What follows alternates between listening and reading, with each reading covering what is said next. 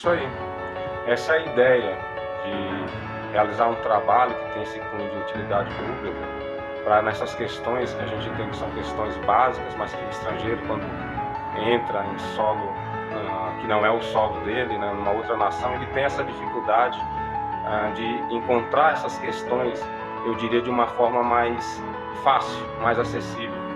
Então a ideia, né, desse trabalho é essa, de alguma maneira tentar facilitar as coisas, trazer informações que sejam relevantes, no sentido de ajudá-los a ter uma condição de vida melhor aqui no Brasil. E a gente sabe da burocracia, a gente que é nativo, a gente já sabe que ocorre dessa maneira.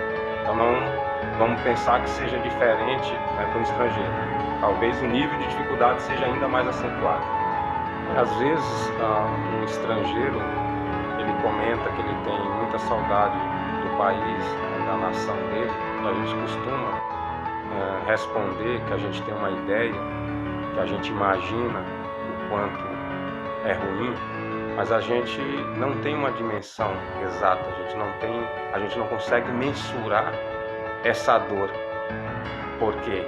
Porque por mais bonitas que sejam essas palavras, elas sejam convenientes para aquele momento, elas não conseguem abarcar toda uma história, elas não conseguem resgatar, talvez seja essa a palavra mais correta, todos os sonhos, todos os objetivos, as metas, né, que essa pessoa tinha antes, né, de vir para cá.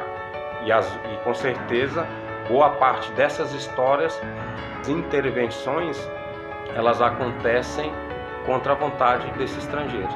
Provavelmente. E é um sofrimento, eu diria, diário, semanal, anual.